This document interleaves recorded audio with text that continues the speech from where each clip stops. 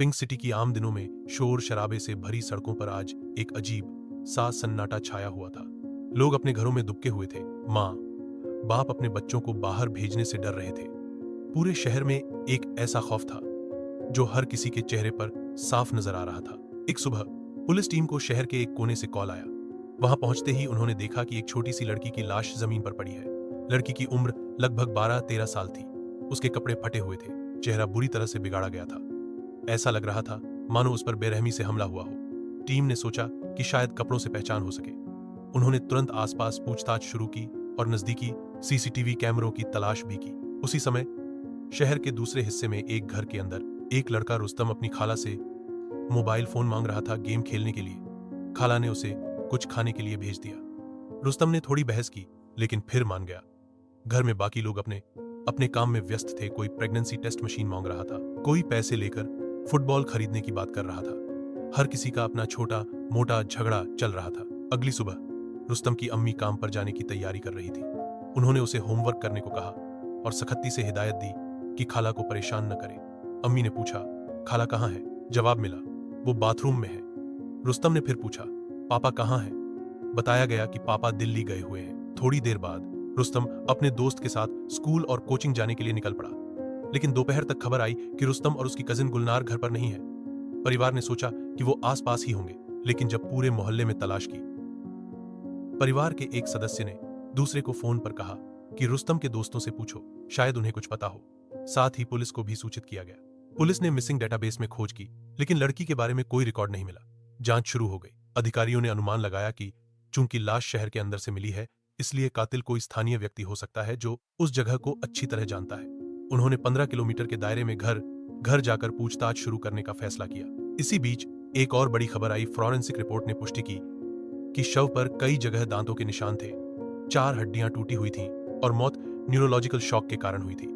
दर्द शायद इतना था कि लड़की सहन नहीं कर पाई। पुलिस ने लाश के कपड़ों पर लगे टैग को गौर से देखा। वह एक महंगे ब्रांड का लग रहा था। एक अफसर ने तय किया कि आस पास की उन दुकानों में जाकर पूछताछ की जाए जो इस ब्रांड के कपड़े बेचती हैं, ताकि शायद पीड़िता की पहचान हो सके। उधर रुस्तम और गुलनार के घर में तनाव बढ़ता जा रहा था। अमना घर पर कुछ खाना लेकर आई थी, लेकिन उसका खाने का मन नहीं था। उसके मन में एक अनजाना डर बैठा हुआ था। उसने अपने शौहर नुमान से शिकायत की कि उन्होंने कहा था शाम तक घर आ जाएंगे, लेकिन लौटकर नहीं आए। नुमान ने समझाने की कोशिश की कि वो काम में व्यस्त थे, बच्चों का भविष्य सुरक्षित करने के लिए पैसे कमा रहे थे। लेकिन अमना का कहना था कि सिर्फ पैसे देना परवरिश नहीं होती, बाप होने का फर्ज पैसों से कहीं ज्यादा है। बात इतनी बढ़ी कि अमना ने अपनी पुरानी कहानी याद दिलाई, कैसे उसकी मां छोटी सी गुलनार को उसकी गोद में छोड़कर मर गई थी और उसने बहुत मुश्किल हालात में उसकी परवरिश की थी। यह सुनकर दोनों के बीच की नाराजगी कुछ कम हुई, क्योंकि उन्हें एहसास हुआ कि इस वक्त उन्हें एक दूसरे का साथ देना ही होगा। पुलिस ने डेटाबेस में बाइट मार्क्स का रिकॉर्ड खोजा, लेकिन किसी भी ज्ञात अपराधी से मेल नहीं मिला। फॉरेंसिक टीम ने साफ कर दिया कि पीड़िता का नाम पता लगाना मुश्किल होगा, क्योंकि कातिल ने जानबूझकर उसकी पहचान मिटाने की कोशिश की थी। जांच की रफ्तार धीमी थी, लेकिन अफसरों का इरादा पक्का था। तभी एक नई जानकारी मिली। किसी ने रिपोर्ट दी कि रुस्तम के साथ जो लड़की थी, शायद गुलनार, उसका अब तक कोई सुराग नहीं मिला। पुलिस ने आस पास के इलाके की तलाशी ली, लेकिन गुलनार की लाश नहीं मिली। इसका मतलब या तो वह जिंदा है या फिर उसकी लाश कहीं और फेंकी गई है। एक अफसर ने शक जताया कि हो सकता है गुलनार किसी के बहकावे में आ गई हो, घर से भाग रही हो और रुस्तम ने यह देख लिया हो। इस वजह से रुस्तम को मार दिया गया हो। लेकिन बाकी अफसरों को यह थ्योरी कमजोर लगी, क्योंकि गुलनार अभी सिर्फ 13 साल की थी। जांच में पता चला कि क्राइम सीन रुस्तम के घर से तकरीबन 15 किलोमीटर दूर था। पुलिस का अंदाजा था कि या तो उसे मारने के बाद वहां लाया गया था या फिर उसे वहीं किसी बहाने फंसाया गया था। सभी प्रवेश मार्गों पर लगे सीसीटीवी फुटेज खंगाले जाने लगे, ताकि पता चल सके कि कोई संदिग्ध व्यक्ति या गाड़ी तो नहीं गुजरी, या कोई ऐसा थैला या बोरी तो नहीं ले जा रहा था जो इस हत्या से जुड़ी हो। इसी बीच एक घटना ने सबको हिला दिया। फॉरेंसिक रिपोर्ट में लिखा था कि पहले रुस्तम का यौन शोषण किया गया, फिर उसका गला काटा गया। मौत ज्यादा खून बहने के कारण हुई। पुलिस के लिए यह समझना मुश्किल था कि कोई एक बच्चे के साथ इतनी बेरहमी कैसे कर सकता है। जांच तेजी से आगे बढ़ रही थी, लेकिन कोशिश थी कि अब और किसी की जान न जाए। सीसीटीवी फुटेज के विश्लेषण में पुलिस को कुछ असामान्य बातें मिली। एक वीडियो में एक आदमी एक बड़ी बोरी ले जाता हुआ दिखाई दिया। फुटेज थोड़ा धुंधला था, लेकिन पुलिस ने उस रास्ते से गुजरे सभी लोगों और गाड़ियों का डेटा निकालना शुरू किया। उन्होंने 15 किलोमीटर के दायरे में हर घर और दुकान में पूछताछ की। इसी दौरान गुलनार के बारे में भी नई जानकारी सामने आई। उसके फोन के कॉल रिकॉर्ड्स का पता लगाया गया। ज्यादातर कॉल उसके दोस्तों और परिवार को किए गए थे, लेकिन एक नंबर संदिग्ध लग रहा था। यह नंबर एक ऐसे आदमी का था जो आस पास के इलाके में काम करता था। हालांकि उसका पहले से कोई आपराधिक रिकॉर्ड नहीं था। पुलिस ने उस आदमी को ढूंढने की कोशिश शुरू की, लेकिन तभी एक और चौंकाने वाली बात सामने आई। फॉरेंसिक रिपोर्ट में बताया गया कि रुस्तम की मौत से पहले उसे काफी देर तक यातनाएं दी गई थी। उसके शरीर पर चोटों के निशान थे और बाइट मार्क्स पूरी तरह कंफर्म हो चुके थे। डॉक्टर का कहना था कि लड़के को न्यूरोलॉजिकल शॉक हुआ होगा। दर्द इतना था कि उसका दिल बंद हो गया। उधर नोमान और अमना के घर का माहौल और भी तनावपूर्ण हो गया था। अमना अब खुद को दोषी मान रही थी कि उसने बच्चों को अकेला छोड़ दिया। नोमान भी परेशान था, लेकिन दोनों को यह समझ आ गया था कि अब सिर्फ गुलनार को ढूंढना ही उनकी सबसे बड़ी प्राथमिकता। एक शाम कॉलोनी में एक छोटा लड़का पुलिस के पास आया और बताया कि उसने गुलनार को एक आदमी के साथ देखा था जो उसे एक पुराने गोदाम की तरफ ले जा रहा था। यह खबर मिलते ही पुलिस वहां पहुंच गई। गोदाम पुराना और अंधेरा था, लेकिन अंदर से हल्की सी रोशनी आ रही थी। जब अफसरों ने अंदर जाकर देखा, उन्हें कुछ कपड़े और एक स्कूल बैग मिला। बैग पर गुलनार का नाम लिखा था, लेकिन गुलनार खुद वहां नहीं थी। यह देखकर पुलिस और चौकस हो गई। इसका मतलब लड़की अब भी जिंदा हो सकती है, लेकिन खतरा बढ़ गया था। टीम ने फैसला किया कि संदिग्ध के नंबर को ट्रेस किया जाए। कॉल लोकेशन से पता चला कि वह आदमी शहर की एक सुनसान सड़क वाले इलाके में है। पुलिस ने समय गंवाए बिना वहां छापा मारा। जैसे ही पुलिस वहां पहुंची, उन्हें एक छोटा कमरा मिला जिसमें एक मेज पर कुछ खाने पीने का सामान और एक छोटी सी चाय की केतली रखी थी। कमरे के कोने में एक पुरानी अलमारी थी। अफसरों ने जैसे ही अलमारी खोली, अंदर गुलनार बंधी हुई मिली, जिंदा, लेकिन बेहद डरी और थकी हुई। गुलनार को तुरंत बाहर निकाला गया और पानी पिलाया गया। उसकी आंखों में आंसू थे, लेकिन वह अब सुरक्षित थी। पुलिस ने संदिग्ध को पकड़ने के लिए इलाके को घेर लिया, लेकिन वह पहले ही भाग चुका था। गुलनार को सुरक्षित निकालने के बाद पुलिस ने उससे बेहद नरमी से बात करना शुरू किया। पहले तो वह कुछ भी नहीं बोल रही थी, बस चुपचाप रो रही थी। थोड़ी देर बाद उसने हिम्मत जुटाकर बताया कि जिस आदमी ने उसे किडनैप किया था, उसने रुस्तम को भी अपने साथ ले लिया था। रुस्तम ने उस आदमी को रोकने की कोशिश की, लेकिन उसने रुस्तम पर हमला कर दिया। गुलनार ने यह भी कहा कि रुस्तम की मौत उसकी आंखों के सामने हुई, लेकिन वह कुछ कर नहीं पाई। पुलिस ने गुलनार के बयान के आधार पर संदिग्ध का स्केच बनवाया। 35-40 साल का, पतला, दुबला, दाढ़ी, मूंछ पूरी तरह से ट्रिम की हुई।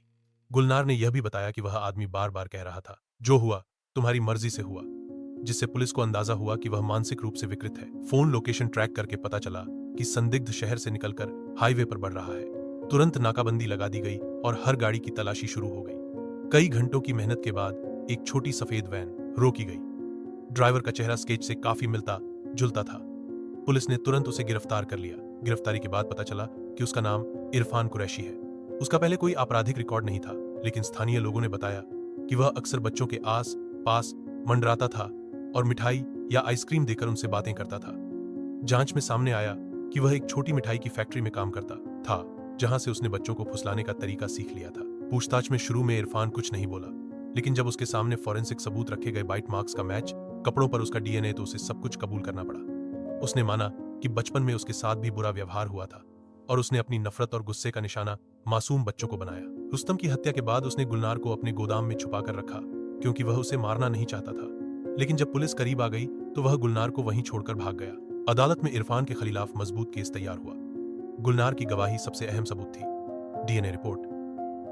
शहर में जब यह खबर पहुंची तो लोगों ने राहत की सांस ली। रुस्तम के परिवार को न्याय मिला, लेकिन उनके दिल का दर्द कभी नहीं मिटेगा।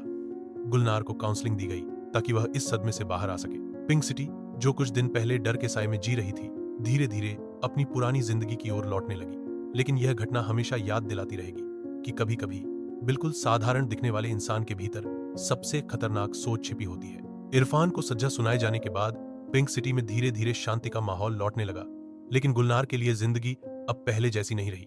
उसके चेहरे पर हमेशा एक हल्की सी उदासी रहती, जैसे वह हर पल रुस्तम को याद करती हो। रुस्तम सिर्फ उसका भाई नहीं था, बल्कि उसका सबसे अच्छा दोस्त भी था। हर सुबह स्कूल के लिए साथ चलना, कोचिंग के बाद आइसक्रीम खाना, ये सारी यादें अब उसके दिल को चुभती थीं। गुलनार का घर भी बदल गया था। अमना, उसकी माँ, ज्यादा चुप रहने लगी थी। अब्बू दिल्ली से लौटने के बाद घर पर ज्यादा वक्त बिताने लगे, लेकिन उनके चेहरे पर अपराधबोध साफ झलकता था। उन्हें लगता था कि अगर वे उस दिन समय पर लौट आते तो शायद रुस्तम जिंदा होता। पुलिस ने गुलनार के लिए विशेष सुरक्षा की व्यवस्था की ताकि वह अपनी सामान्य जिंदगी में लौट सके। लेकिन सदमे का असर उसके हर पल में था। कई बार वह रात में चीखते हुए उठ जाती, सपनों में इरफान का चेहरा देखकर। काउंसलर उसे समझाता, तुम अब सुरक्षित हो, वह तुम्हें कुछ नहीं कर सकता। लेकिन दिल को यह मानना आसान नहीं था। इस बीच मीडिया ने भी इस केस को लगातार उजागर किया। न्यूज चैनलों ने रुस्तम की बहादुरी की तारीफ की, कैसे एक छोटा बच्चा अपनी बहन को बचाने की कोशिश करते हुए अपनी जान दे गया।